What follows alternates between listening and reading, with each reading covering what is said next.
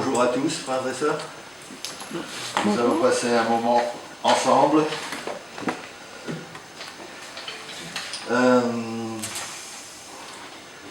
Quand je viens dans cette assemblée, quand je rentre dans cette assemblée, et souvent le dimanche matin, je pense à un chant. Gloire, gloire, gloire à l'Éternel. C'est un vieux cantique. C'est un cantique, pour la petite histoire, je dois vous raconter que j'ai invité une jeune fille de 17 ans, il y a bien longtemps, à assister à une réunion comme celle-ci. Et elle est venue avec moi avec l'idée de me démonter, quoi, de me dire que j'étais dans l'erreur. Et le premier chant que nous avons chanté, et le seul chant dont elle se souvient, il y a plus de 60 ans de cela, elle se souvient encore du premier chant. Elle ne se souvient plus de la prédication, de ce que le pasteur a pu expliquer ce jour-là, mais elle se souvient du cantique.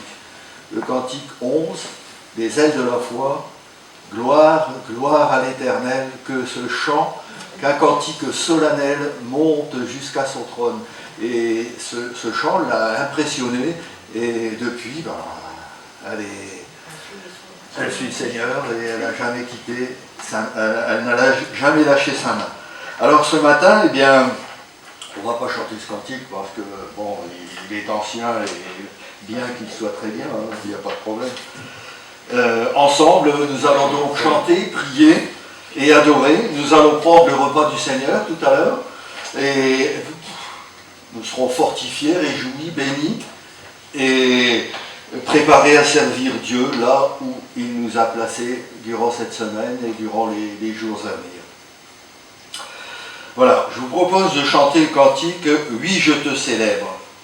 Ensuite, eh bien, notre frère Alex va présenter cette journée au Seigneur. Voilà.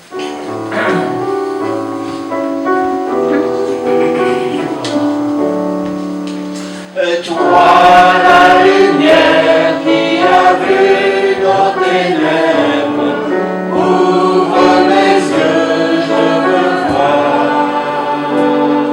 Et grâce et beauté que mon cœur adore, mon âme aspire après toi.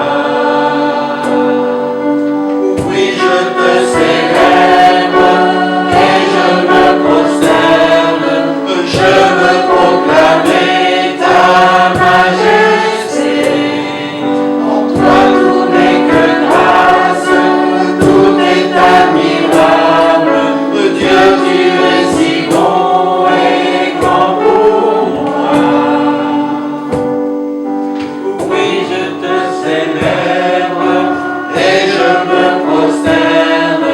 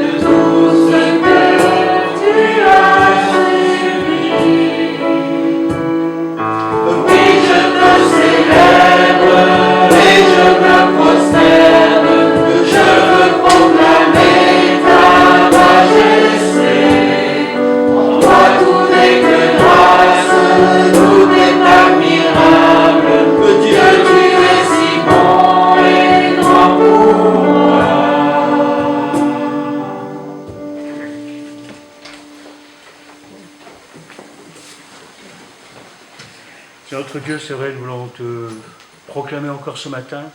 Merci pour le privilège que tu nous donnes de nous réunir pour entendre ta parole, pour être à l'écoute de ton esprit aussi, Seigneur. Alléluia. Et nous avons Seigneur, béni soit. la joie de pouvoir te dire combien nous t'aimons, combien tu es grand pour nous, combien tu es merveilleux, Seigneur. Que vraiment ce culte puisse t'honorer, glorifier ton nom dans le beau nom de Jésus. Amen. Amen. C'est là notre désir, mon Seigneur. Amen. Ensuite, eh bien, je vous propose de chanter le cantique pour la durée des temps, mais avant cela, j'avais une toute petite lecture à faire. C'est le psaume 103 qui est le mémorial des merveilles de Dieu à notre égard. Le psaume 103, c'est un psaume formidable. Et il nous rappelle, bon, c'est l'Ancien Testament, mais il nous ramène à cette loi essentielle de l'Ancien Testament qui est dans Deutéronome, qui nous dit « Tu aimeras le Seigneur ton Dieu de tout ton cœur, de toute ton âme, de toute ta pensée, de toute ta force », c'est-à-dire il y a la volonté, les sentiments, comment dirais-je, il y a la volonté, les sentiments, il y en a un troisième, il m'échappe un peu, mais enfin, je veux dire, c'est tout notre être qui doit servir le Seigneur, notre force, de toute ta force, c'est-à-dire nos actes, et donc ce verset du Deutéronome, c'est le verset clé un peu qui résume la loi. Et donc, ce psaume, le psaume 103, nous dit que tout ce que je suis loue le Dieu saint. Que tout mon être loue l'Éternel, sans oublier aucun de ses bienfaits. C'est lui qui pardonne tous tes péchés. C'est lui qui te guérit de toutes tes maladies, qui t'arrache de la tombe. C'est lui qui te couronne de tendresse et d'amour, et qui te comble de bonheur tout au long de ton existence. Et ta jeunesse, comme l'aigle, prend un nouvel essor. L'Éternel intervient pour redresser les torts et il défend les droits de tous les opprimés.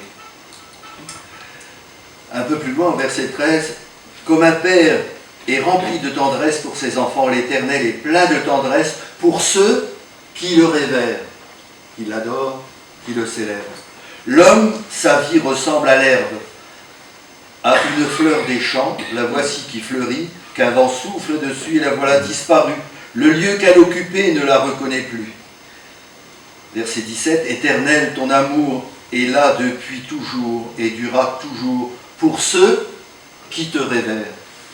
Ta loyauté demeure à l'égard des enfants de leurs enfants. Elle est pour ceux qui restent fidèles à ton alliance, pour ceux qui se souviennent de tes commandements, pour les mettre en pratique. » Et verset 21, « Oui, louez l'Éternel, vous toutes ces armées célestes, vous qui, à son service, exécutez sa volonté. Oui, louez l'Éternel, toutes ses créatures, partout où il gouverne, que tout mon être loue l'Éternel. » Voilà. Eh bien, ce matin, oui, avec notre volonté, notre intelligence et nos sentiments et notre force, eh bien, nous voulons louer l'Éternel. Nous voulons le louer au travers de nos cantiques. Nous voulons le louer au travers de psaumes, au travers de ce que nous sommes venus lui apporter, c'est-à-dire ce que notre cœur ressent. Et nous voulons ce matin, au travers des cantiques, le louer. Et peut-être transmettre à ceux qui nous écouteront durant cette semaine bien, cette joie que nous avons dans notre cœur de le célébrer et de le louer. Voilà. Pour la durée des temps, alors là je crois qu'il y a une petite astuce. Non. Donc les dames chantent les 2 premières strophes et les messieurs entonnent la 3e strophe et tout ensemble nous chantons la 4e strophe. Ok? Ça ira? Donc les 2 premières strophes c'est pour les sœurs. Là, je regarde Célia parce que bon, tu vas entraîner. Et Annie? Non? Bon, si. L'Éternel règne, il est majestueux, l'Éternel règne, il est saint de force.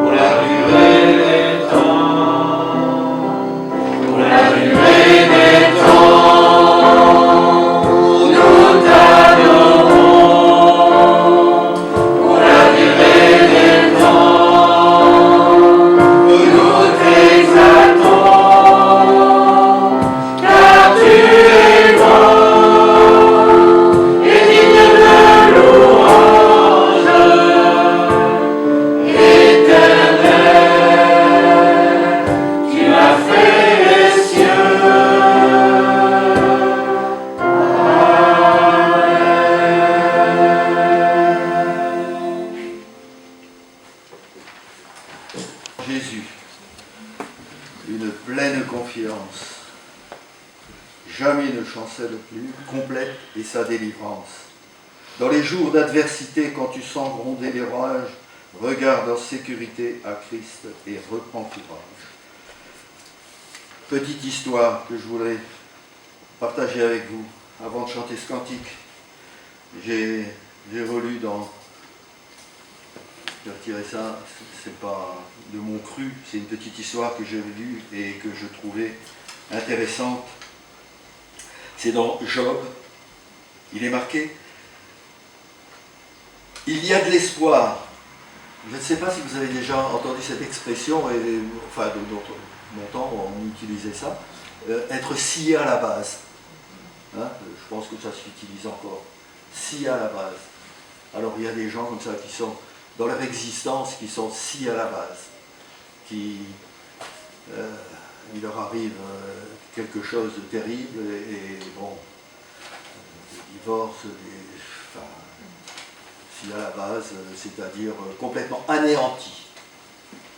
Et moi j'ai un proche dans ma famille qui a été comme ça, et il y a de cela bientôt 10 ans, et il a encore du mal à se relever, mais il ne regarde pas dans la bonne direction. Mais bon, ça c'est une autre histoire. Toujours prier, il ne faut pas se lasser. Hein, il est dit dans Luc 18. Alors, il y a de l'espoir, c'est Job qui dit, dans le livre de Job, il y a de l'espoir pour un arbre. S'il est coupé, il repoussera encore et ses rejetons ne cesseront pas. Si sa racine vieillit dans la terre, à l'odeur de l'eau, il poussera et fera des branches comme un jeune plant. Et je voulais simplement laisser cette pensée que quelqu'un qui a subi une terrible épreuve et qui est comme un arbre coupé, eh bien, la parole de Dieu nous dit qu'il y a des rejetons qui ont la possibilité de repousser. Et je crois que dans la vie d'un homme, d'une femme qui est passé par une terrible épreuve comme ça, eh bien, à partir du moment où elle est près de l'eau, hein, il est dit à l'odeur de l'eau. L'eau, c'est justement la parole de Dieu, la connaissance des choses de Dieu. Eh bien, il a la possibilité d'avoir des rejetons et de repartir. Alors, il y a de l'espoir, même si vous avez été scié à la base. Il y a de l'espoir, et même si dans vos proches, il y a quelqu'un qui a été anéanti par les épreuves de la vie, le Seigneur a la possibilité de le faire repartir. Voilà, je voulais laisser cette petite pensée sur vos cœurs. Avant de chanter, celui qui met en Jésus une pleine confiance. David reprit courage en s'appuyant sur l'Éternel, il est dit dans 1 Samuel. Il puisa de nouvelles forces en se confiant à l'Éternel, son Dieu. Regarde en sécurité à Christ et reprends courage. Par la foi, nous marcherons. Par la foi, nous triomphons.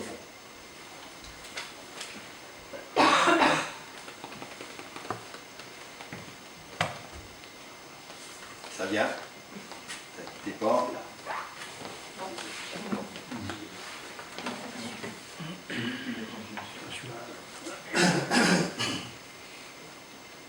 Alors, c'est quoi ça? Pas l'air. Non.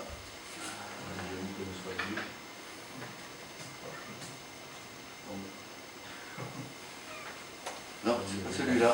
C'est ça. Ouais, c'est ça. celui qui met.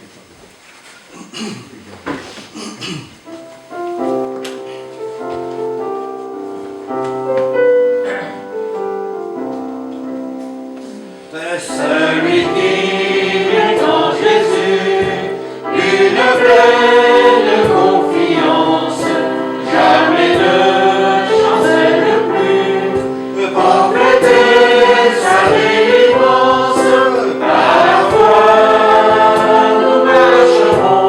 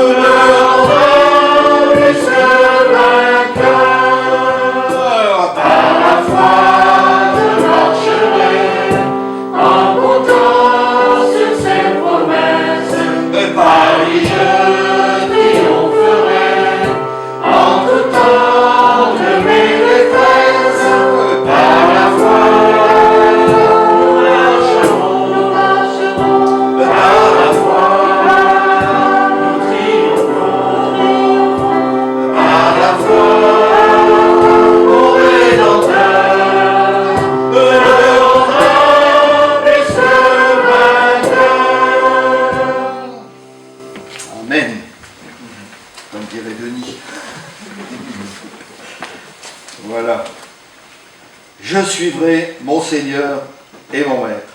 Vous n'êtes pas fatigué? Chanter, ça va. Bon, c'est une façon de louer le Seigneur et de témoigner que nous sommes heureux de lui appartenir.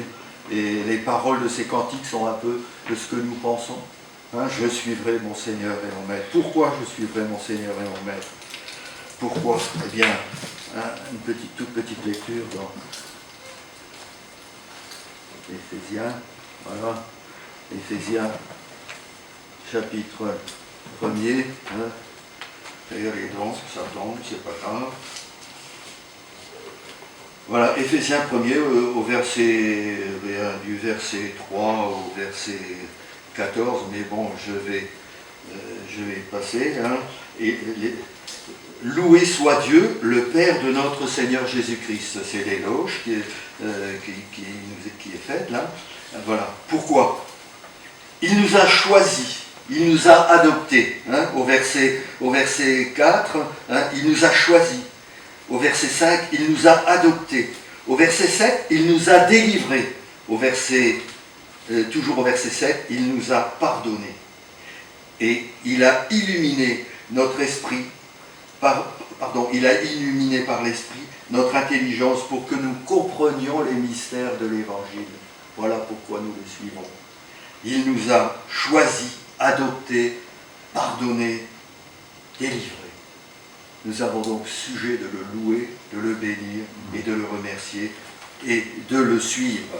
Je suivrai mon Seigneur et mon Maître. Voilà.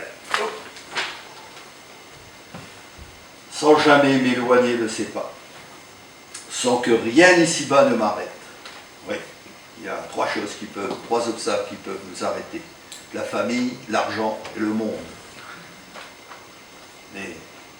Et sans rien que le chant de sa voix. Oui, le bonheur et la grâce m'accompagnent. Voilà, eh bien, si vous voulez bien, nous allons chanter ce cantique.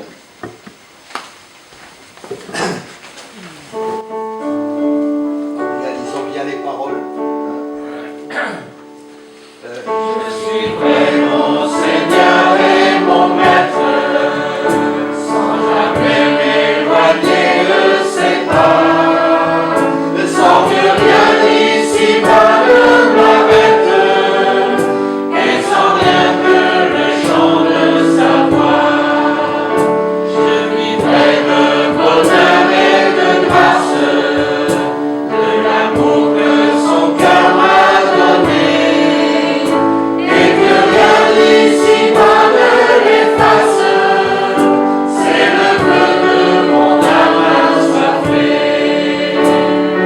Un seul instant auprès de toi, faut bien les heures et la route, toujours autant que ce soit toi qui m'accompagne au parvis de ta joie. Mon Seigneur et mon Maître, sans jamais m'éloigner de ses pas, sans que rien ici-bas ne m'arrête, et sans rien que le chant de sa voix, et sans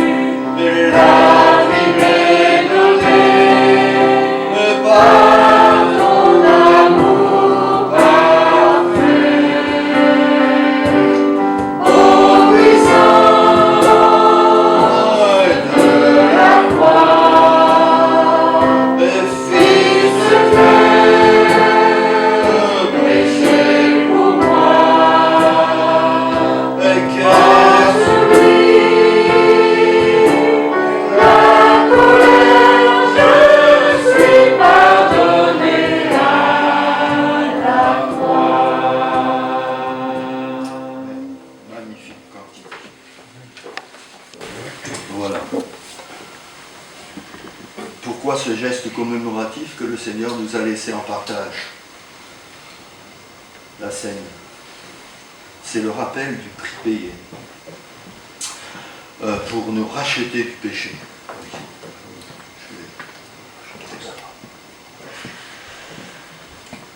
Hébreux 11, chapitre 1er, verset 1. À bien des reprises et de bien des manières, Dieu a parlé à nos ancêtres par nos prophètes, par les prophètes. Ça, c'est le résumé de l'Ancien Testament. À bien des reprises, autrefois, à bien des reprises et de bien des manières, Dieu a parlé par des prophètes. Verset 2, et maintenant, dans ces jours qui sont les derniers, c'est par son Fils qu'il nous a parlé. Ce Fils est le rayonnement de la gloire de Dieu et l'expression parfaite de son être. Ça, c'est le résumé, en quelque sorte, du Nouveau Testament.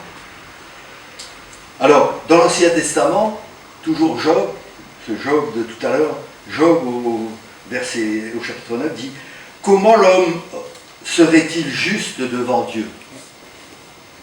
Comment l'homme serait-il juste devant Dieu? Et l'Ancien Testament répond « Il apportera son offrande, il mettra sa main sur la tête de la victime, c'est-à-dire substitution, il confessera le péché qu'il a commis, et il l'immolera. Il immolera l'animal. Et le sacrificateur fera l'aspersion du sang, sachant que la vie de l'animal, la vie est dans le sang. Donc le sacrificateur fera l'aspersion du sang, et il fera l'expiation pour lui. Et il sera pardonné. Mais toujours dans Hébreux, l'auteur de l'Épître aux Hébreux nous dit « Mais en fait, ces sacrifices rappellent chaque année le souvenir des péchés. » Et l'auteur de l'Épître aux Hébreux rappelle l'inefficacité de ces rites. Hébreux 10. Et toujours dans le Nouveau Testament, Hébreux 10 au verset 12, il est dit « Le Christ, lui, a offert un sacrifice unique pour les péchés, valable pour toujours. Et son sang versé couvre les péchés de ceux qui croient en lui. Dieu nous voit juste au travers du sang de Jésus. Le Christ se présente pour nous devant Dieu, à la fois en tant que grand prêtre et que sacrifice. Et ça, c'est l'ABC des choses de Dieu, enfin, pour nous chrétiens, pour nous dont le Seigneur a illuminé notre intelligence, nous devons voir les choses comme cela. Le Seigneur a donné sa vie et ces modestes éléments nous rappellent le prix qu'il a payé. Son corps a été brisé, comme ce pain a été brisé, son sang a coulé, comme ce jus de fruits que nous allons boire. Et dans l'Ancien Testament, nous avons étudié ces dernières semaines les Lévitiques et bon, j'ai été surpris, non, nous avons été surpris par le rappel que le Lévitique nous indique. La sainteté de Dieu. On ne se présente pas devant Dieu n'importe comment. Et quand on voit que Dieu dit à Moïse, ôte les souliers de tes pieds, car le lieu sur lequel tu te tiens est un lieu saint, en fait, les souliers, c'est un symbole de l'orgueil. Et quand le sacrificateur devait abandonner ses vêtements sacerdotaux et qu'il devait revêtir une chemise de lin, et c'était aussi là un signe d'humilité. Et je crois que quand nous nous présentons devant le Seigneur, et là surtout durant ce moment de Sainte Seine, il y a quelque chose de particulier qui se passe dans nos cœurs. Nous devons nous souvenir du prix que le Seigneur a payé, mais aussi que notre Seigneur est saint et que ce n'est pas de n'importe quelle façon que nous devons nous présenter devant lui. Nous devons faire le nettoyage intérieur, notre introspection et être vrai devant lui et le célébrer, le louer, le remercier pour son sacrifice, pour ce qu'il a accompli, pour ce qu'il fait chaque jour pour chacun d'entre nous. Voilà. Je laisse la parole à mon frère. Prions. Nous sommes reconnaissants de notre Dieu de pouvoir ce matin encore commémorer, célébrer cette scène. Nous voulons rappeler, par ce pain et par ce jus de raisin, par ce vin ou ce jus de raisin, que tu nous as donné comme signe que si Jésus-Christ a dû souffrir, s'il a dû supporter l'opprobre et l'humiliation, s'il a dû endurer l'angoisse et subir une mort infâme, c'est parce que nous étions des pécheurs coupables. Séparés de Dieu, méritant sa juste colère. Nous voulons te remercier parce que tu nous as tant aimés, que tu as donné Jésus-Christ, ton Fils, comme agneau de Dieu qui ôte le péché du monde. Et nous voulons être reconnaissants. Et nous voulons le proclamer. Par son corps brisé, par son sang versé, en subissant la colère de Dieu, Jésus a acquis pour nous le droit d'être appelé enfant de Dieu. Nous sommes pardonnés. Nous sommes purifiés. Nous sommes justifiés. Et nous avons le droit de nous approcher de toi, ô notre Dieu, ô notre Père, comme tes enfants bien-aimés. Alors oui, de notre cœur, veut monter vers toi. Nous voulons faire monter vers toi la louange, l'adoration, la reconnaissance, l'engagement et l'amour de notre cœur pour toi. Sois béni, sois adoré.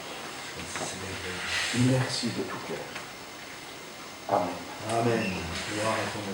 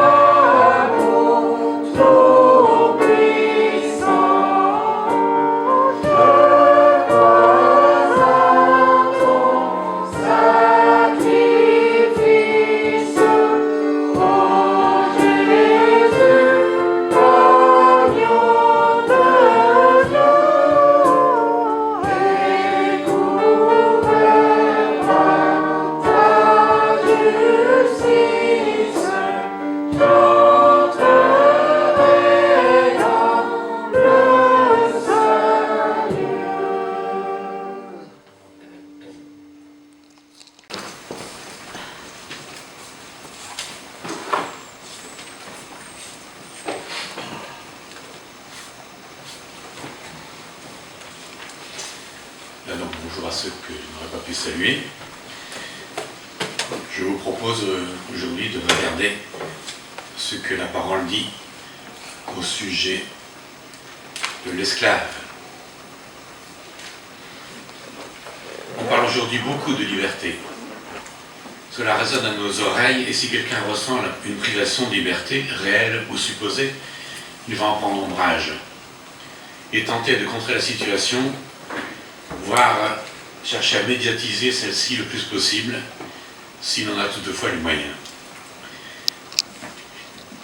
Cette notion fait partie de la Déclaration des droits de l'homme, et beaucoup en oublient le pendant de ces 10 droits, soit les devoirs qui les accompagnent, les devoirs étant stigmatisés sur ceux d'en face, ceux que l'on pointe du doigt. N'oublions d'ailleurs, quand on pointe quelqu'un du doigt, il y a 4 autres doigts qui nous désignent nous-mêmes. Mais quand dit notre Dieu, quand dit le Seigneur, il nous engage effectivement à nous placer sur le terrain de la liberté. C'est ce qu'il enseignait aux Juifs qui l'interrogeaient, et il leur dit, si vous vous attachez à la parole que je vous ai annoncée, vous êtes vraiment mes disciples. Vous connaîtrez la vérité, et la vérité fera de vous des hommes libres. Alors ils lui répondent, nous sommes la postérité d'Abraham, nous n'avons jamais été esclaves de personne. Comment peux-tu dire, vous serez des hommes libres? Vraiment, je vous l'assure, leur répondit Jésus, tout homme qui commet le péché est esclave du péché. Or, un esclave ne fait pas partie de la famille. Un fils, lui, en fait partie pour toujours. Si donc c'est le Fils qui vous donne la liberté, alors vous serez vraiment des hommes libres. Alors comment être libre? Eh bien, en suivant le Seigneur qui nous a affranchis de l'esclavage, du péché. Mais comment être libre? Eh bien, c'est en se faisant esclave du Seigneur. Et c'est un autre mot, ce mot d'esclave, dont il est souvent fait usage dans la Bible. C'est une expression qui est rendue également sous le vocable de serviteur, notamment dans certaines traductions. Mais c'est bien à cette condition d'esclave que ce mot renvoie, condition qui était banale sous l'Antiquité, et une condition qui a perduré jusqu'au XVIIIe siècle sous nos cieux, et peut-être même davantage encore ailleurs. Et cette condition s'était d'ailleurs tellement durcie au fil des siècles qu'elle était devenue jusqu'à insupportable, et beaucoup d'humanistes d'alors ont fini par la dénoncer avec raison. Alors pour devenir libre, eh bien il faut donc être esclave. Mais esclave de la liberté, des esclaves volontaires, des serviteurs de celui qui nous a libérés. Dans l'Antiquité, un esclave était avant tout une personne attachée à son maître, dont la mission était donc de satisfaire ce dernier, de gérer son domaine, etc. Nous avons d'ailleurs l'exemple de Joseph, qui était en tant qu'esclave l'intendant de Potiphar pour toute sa maison. Il ne semble pas que sa condition, durant cette période, ait été mauvaise, bien sûr avant qu'il ne soit remarqué par Madame Potiphar. Cette condition était régie par la loi de Moïse, et nous lisons en Exode 21, dans les versets 1 à 6, l'Éternel dit à Moïse, « Voici les lois qu'il exposera au peuple. Lorsque vous achèterez un serviteur hébreu, son service durera 6 ans. La 7e année, il partira libre, sans avoir rien à payer. S'il était célibataire en entrant à votre service, il partira seul. S'il était marié, sa femme partira avec lui.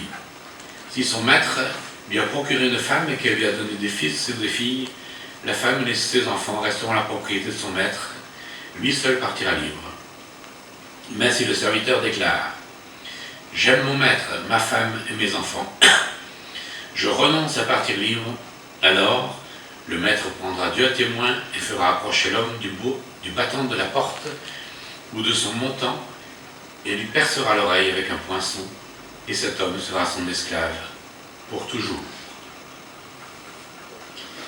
Donc, une loi qui peut paraître éventuellement surprenante par certains aspects, mais cette ordonnance du livre de l'Exode au sujet du serviteur hébreu, eh bien, nous représente un type de Christ, du Christ, qui lui a parfaitement accompli son service, et il a choisi par amour, de demeurer serviteur à toujours.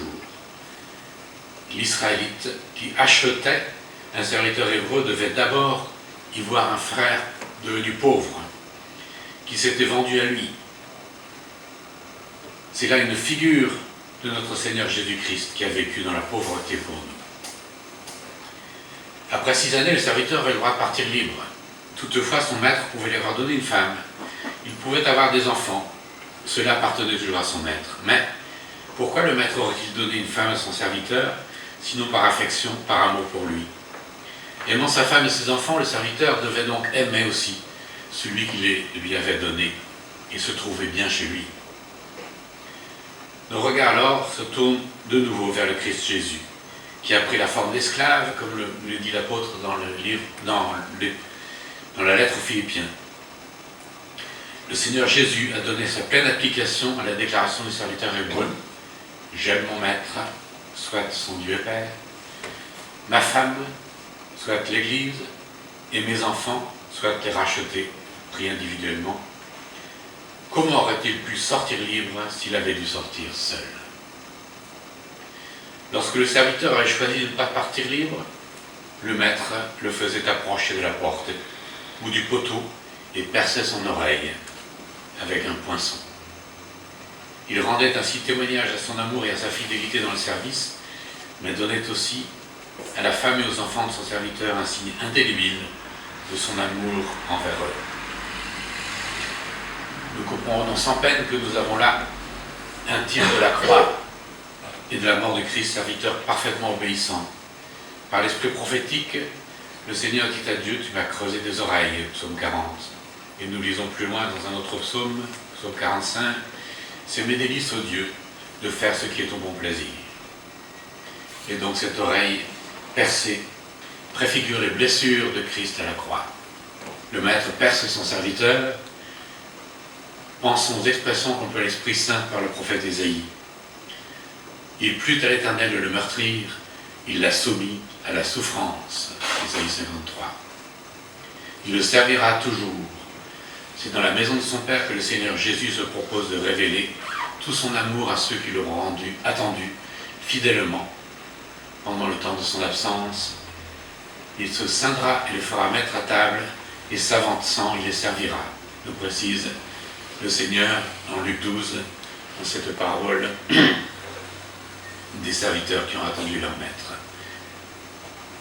Et l'apôtre peut, en pensant à tout cela, dire aux profondeurs des richesses et de la sagesse de la connaissance de Dieu, que ses jugements sont insondables et ses voies introuvables. Car de lui et par lui et pour lui sont toutes choses, à lui soit la gloire éternellement. Amen. Et dans la lettre aux Romains, chapitre 11, versets 33-36. Voilà donc comment était régi le serviteur sous la loi hébraïque. Nous voyons que sous ces codes, l'Esprit a bien en vue l'œuvre future du Seigneur, qui prit effectivement la forme d'un esclave, pour pouvoir parfaitement nous libérer. Alors, parmi les nombreux titres qui désignent les croyants dans le Nouveau Testament, nous trouvons aussi celui d'esclave. Cette condition, qui était souvent très dure autrefois. Pourtant, les apôtres et le Seigneur Jésus lui-même prennent ce titre et l'appliquent aux croyants pour nous parler d'une réalité importante. L'esclave appartient entièrement à son maître et se trouve dans l'obligation de le servir. Le système humain a entraîné de tels abus que le mot esclave a une résonance terrible à nos esprits. Mais l'Écriture recommande cette position, surtout par des exemples, comme étant des plus attrayantes et qui fait dire « J'aime mon maître, je ne veux pas partir libre », comme nous l'avons vu tout à l'heure. J'aime ces liens qui m'attachent à lui. Dans la lettre aux Corinthiens, chapitre 7, l'apôtre peut nous dire que chacun reste dans la condition qui était la sienne lorsqu'il a été appelé, lorsqu'il s'est converti. Es-tu esclave quand tu as été appelé? Ne t'en inquiète pas, mais si tu peux devenir libre, profites-en plutôt. En effet, l'esclave qui a été appelé par le Seigneur est un affranchi du Seigneur. De même, l'homme libre qui a été appelé est un esclave de Christ. Si vous avez été racheté à un grand prix, ne devenez pas esclave des hommes. Dieu ne nous demande pas de faire la révolution, de bousculer l'ordre établi. Les ordres établis furent-ils très pénibles. Nous pouvons appliquer cela à notre monde moderne. S'il n'y a officiellement plus d'esclaves, nous demeurons soumis à une chaîne de pouvoir et l'employé d'un patron doit en exécuter les ordres sous peine d'être remercié à plus ou moins brève échéance. L'apôtre respecte donc l'ordre établi, mais il souligne plutôt et de manière appuyée le fait que nous sommes des affranchis, que nous saurions être l'esclave des hommes, quelle que soit notre position sociale. Si nous avons placé notre foi en Christ, notre force est dans notre appartenance au Seigneur, qui nous a affranchis du péché et placés ainsi dans la liberté avec Dieu. Comme nous pouvons le lire dans la lettre aux Galates. Alors, tout d'abord, considérons le contexte de cette position expliqué par l'apôtre Paul aux frères de Rome. Dans cette lettre, au chapitre 6, les versets 16 à 23, nous trouvons « Ne savez-vous pas qu'en vous mettant au service de quelqu'un comme des esclaves pour lui obéir, vous êtes effectivement les esclaves du maître à qui vous obéissez, ou bien du péché qui entraîne la mort, ou bien de l'obéissance qui conduit à une vie juste, mais, Dieu soit loué, si autrefois vous étiez des esclaves du péché, vous avez maintenant obéi de tout cœur à l'enseignement fondamental auquel vous avez été soumis. Et à présent, affranchis du péché, vous êtes devenus esclaves de la justice. » Si je parle ici à la manière des hommes, c'est à cause de votre faiblesse naturelle. De même que vous avez offert autrefois vos membres en esclaves à des passions dégradantes et immorales pour vivre une vie déréglée, de même, offrez-les maintenant en esclaves à la justice pour mener une vie sainte. Lorsque vous étiez encore esclaves du péché, vous étiez libres par rapport à la justice. Or, quels fruits portiez-vous alors? Des actes dont le seul souvenir vous fait rougir de honte aujourd'hui, car elles conduisent à la mort. Mais maintenant, affranchis du péché et devenus esclaves de Dieu, le fruit que vous portez, c'est une vie sainte, et le résultat auquel vous aboutissez, c'est la vie éternelle.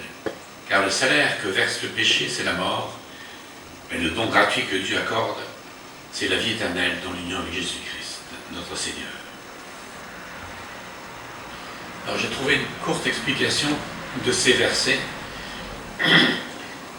dans une publication qui s'appelle Chaque jour aux Écritures, une publication qui a été réalisée il y a quelques 50 ans sous la direction de Jean Quételin.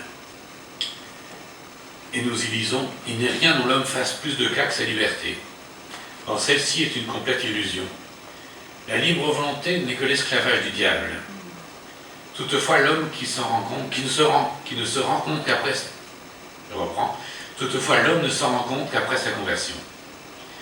C'est en cherchant à s'envoler que l'oiseau captif éprouve qu'on lui a rogné les ailes. Quiconque pratique le péché en cherchant à s'envoler, quiconque pratique le péché est esclave du péché, enseignait le Seigneur Jésus.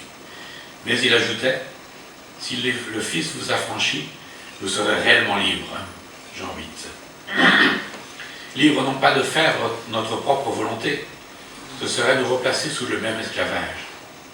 Qu'il nous suffise d'avoir, dans le temps déjà écoulé, accompli la volonté de l'homme pécheur, et pour quel fruit? D'avoir travaillé pour Satan l'imposteur dans le marché de dupes, moyennant un tragique salaire, la mort, que Christ a subi à notre place. Non, si nous sommes libres, c'est pour servir Dieu et lui obéir de tout cœur.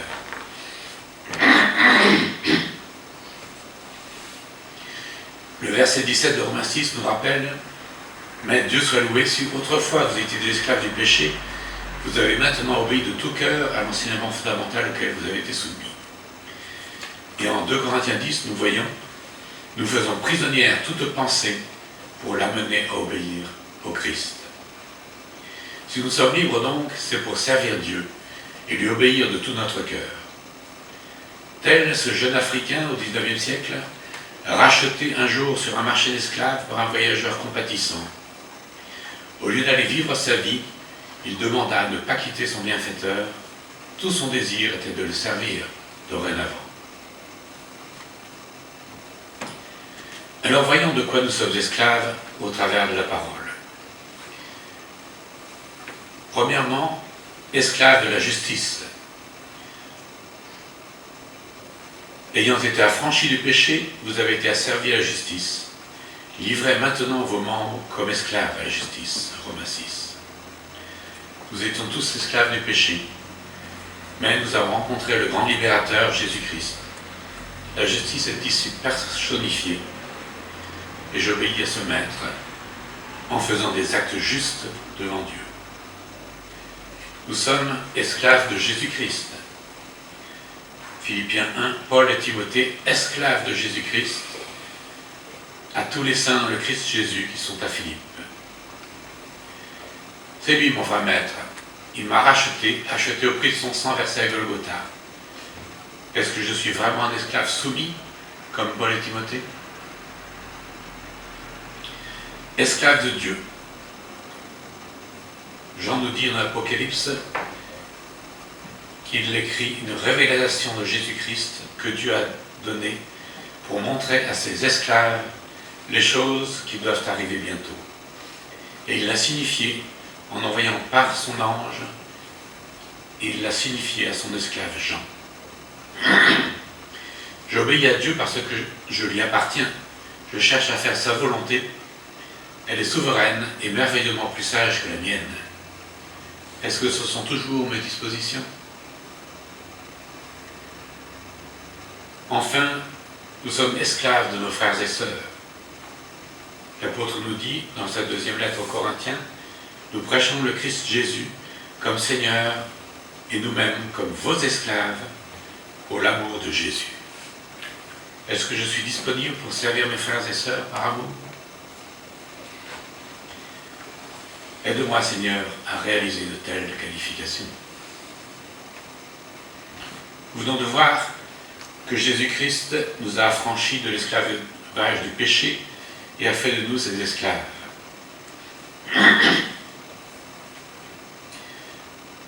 L'apôtre nous dit dans l'Épître aux Romains, toujours au chapitre 8, « Maintenant donc, il n'y a plus de condamnation pour ceux qui sont unis à Jésus-Christ. Car la loi de l'Esprit qui nous donne la vie dans l'union avec Jésus-Christ t'a libéré de la loi du péché et de la mort.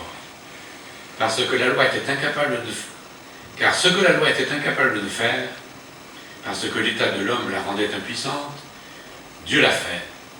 Il a envoyé son propre Fils avec une nature semblable à celle des hommes pécheurs et, pour régler le problème du péché, il a exécuté sur cet homme la sanction qu'encourt le péché. Il l'a fait pour que la juste exigence de la loi soit pleinement satisfaite en nous qui vivons, non plus la manière de l'homme livré à lui-même, mais dans la dépendance de l'esprit. En effet, les hommes livrés à eux-mêmes, ou d'autres traductions nous trouvons selon la chair, les hommes livrés à eux-mêmes tendent vers ce qui est conforme à l'homme livré à lui-même, mais ceux qui ont l'esprit tendent vers ce qui est conforme à l'esprit. Car ce à quoi tend l'homme livré à lui-même mène à la mort, tandis que ce à quoi tend l'esprit conduit à la vie et à la paix. En effet, l'homme livré à lui-même, dans toutes ses tendances, n'est que haine de Dieu. Il ne se soumet pas à la loi de Dieu, car il ne le peut même pas. Les hommes livrés à eux-mêmes ne sauraient plaire à Dieu. Vous, au contraire, vous n'êtes pas livrés à vous-même, mais vous dépendez de l'Esprit, puisque l'Esprit de Dieu habite en vous. Si quelqu'un n'a pas l'Esprit de Christ, il ne lui appartient pas. Or, si le Christ est en vous, votre corps reste mortel à cause du péché. Mais l'Esprit est source de vie, parce que vous avez été déclarés justes. Et si l'Esprit de celui qui a ressuscité Jésus d'entre les morts habite en vous, celui qui a ressuscité le Christ d'entre les morts rendra aussi la vie à vos corps mortels par son Esprit qui habite en vous. Tienne cette position d'obéissance, nous serons en bonne compagnie. Nous aurons avec nous d'abord notre Seigneur Jésus-Christ lui-même. Dans la lettre aux Philippiens, nous trouvons Jésus-Christ, lequel, étant en forme de Dieu, a pris la forme d'esclave, étant devenu obéissant, et obéissant jusqu'à la mort. Il a accepté volontairement la place d'obéissance. Il a appris l'obéissance par les choses qu'il a souffertes, nous précise l'auteur de l'Épître aux Hébreux. Je suis descendu du ciel non pour faire ma volonté, mais la volonté du Père qui m'a envoyé, précise le Seigneur dans l'évangile de Jean. À sa suite, nous aurons comme compagnie les auteurs inspirés des épîtres. Paul, esclave de Jésus-Christ, au début de l'épître aux Romains. Simon-Pierre, esclave et apôtre de Jésus-Christ, au début de la première lettre de Pierre. Jacques, esclave de Dieu et du Seigneur Jésus-Christ, en tête de la lettre de Jacques. Jude, esclave de Jésus-Christ. Et Jean nous précise qu'il l'a signifié en l'envoyant par son ange à son esclave Jean, Apocalypse, chapitre 1er. Ils aimaient tous affirmer leur appartenance complète en obéissance à leur maître. Nous avons comme compagnie aussi Marie, qui, à l'annonce par l'ange de la nouvelle extraordinaire qu'elle avait été choisie pour être la mère de Messie, nous fait cette magnifique réponse. Voici l'esclave du Seigneur, qu'il me soit fait selon ta parole. Luc 1, verset 38. Elle est entièrement disponible à la volonté merveilleuse de Dieu pour sa mission particulière. Nous verrons aussi Siméon, qui a reçu la révélation qu'il ne verrait pas la mort, que premièrement il ne voit le Christ du Seigneur, et après avoir pris dans ses bras l'enfant Jésus, il a béni Dieu et dit: maintenant Seigneur, tu laisses aller ton esclave en paix selon ta parole, car mes yeux ont vu ton salut. Et nous aurons aussi les prophètes. Dieu a annoncé la bonne nouvelle à ses esclaves, les prophètes, nous précise Apocalypse au chapitre 10, verset 7. Et parmi eux, Moïse, dont il est précisé qu'il chante les rachetés, le cantique de Moïse, esclave de Dieu. Apocalypse 15, verset 3. Et il y a les anges eux-mêmes qui sont des esclaves empressés. En effet, l'ange qui avait donc expliqué à Jean toutes les révélations dans l'Apocalypse, eh bien il dit à Jean: je suis ton compagnon d'esclavage et celui de tes frères les prophètes et de ceux qui gardent les paroles de ce livre. Rends hommage à Dieu. En effet, Jean était prêt à s'agenouiller devant l'ange à la suite de l'immensité des révélations qu'il avait eues. Et bien sûr, nous serons, avec tous les habitants bienheureux de la Sainte Cité, les citoyens dont nous serons, si nous avons cru au Seigneur. Nous pouvons ainsi lire le chapitre 22 d'Apocalypse. Finalement, l'ange me montra le fleuve de la vie, limpide comme du cristal, qui jaillissait du trône de Dieu et de l'agneau. Au milieu de l'avenue de la ville, entre deux bras du fleuve, se trouve l'arbre de vie. Il produit 12 récoltes. Chaque mois, il porte son fruit. Ses feuilles servent à guérir les nations. Il n'y aura plus aucune malédiction. Le trône de Dieu et de l'agneau sera dans la ville.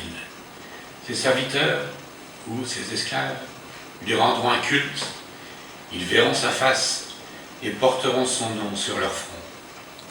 Il n'y aura plus de nuit. Il n'y aura donc plus besoin ni de la lumière d'une lampe, ni de celle du soleil, car le Seigneur Dieu répandra sur eux sa lumière, et ils régneront éternellement. L'ange me dit: ces paroles sont vraies et entièrement dignes de foi. Dieu le Seigneur, qui a inspiré ses prophètes, a envoyé son ange pour montrer à ses serviteurs ce qui doit arriver bientôt. Voici, dit Jésus, je viens bientôt. Heureux celui qui garde les paroles prophétiques de ce livre. Moi, Jean, j'ai entendu et vu tout cela.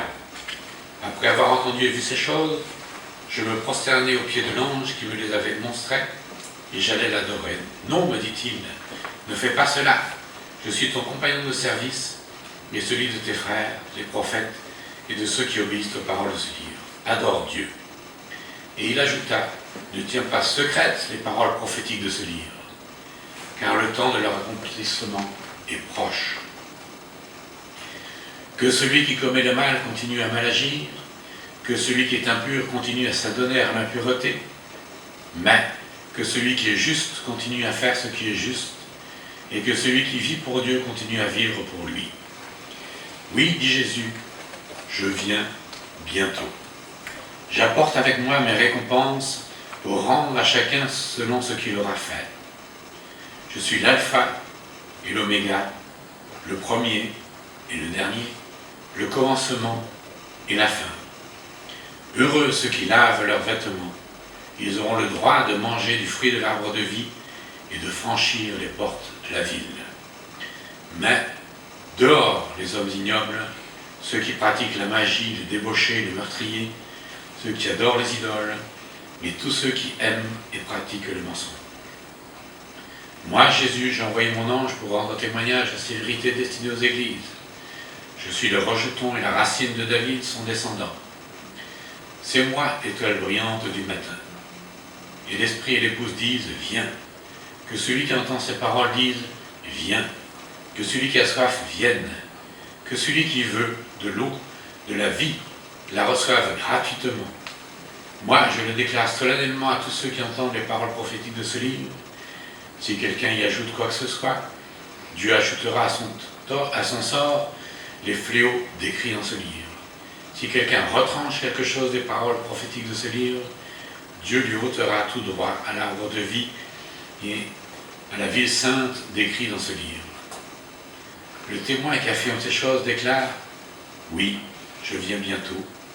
Oh oui, qu'il en soit ainsi. Viens, Seigneur Jésus. » Et la révélation se termine sur ce merveilleux verset que le Seigneur Jésus accorde sa grâce à tous. Alors donc, quel est le but du Seigneur?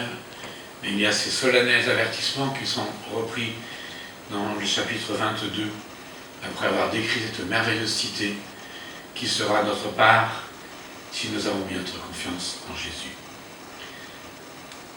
Alors voilà en quelques mots ce que nous propose le Seigneur à sa suite. Et je terminerai par ce verset 28 de Matthieu 21. « Venez à moi, vous tous qui êtes accablés sous le poids d'un lourd fardeau, et je vous donnerai du repos. Prenez mon joug sur vous, et mettez-vous à mon école, car je suis doux et humble de cœur, et vous trouverez le repos pour vous-même. Oui, mon joug est facile à porter, et la charge que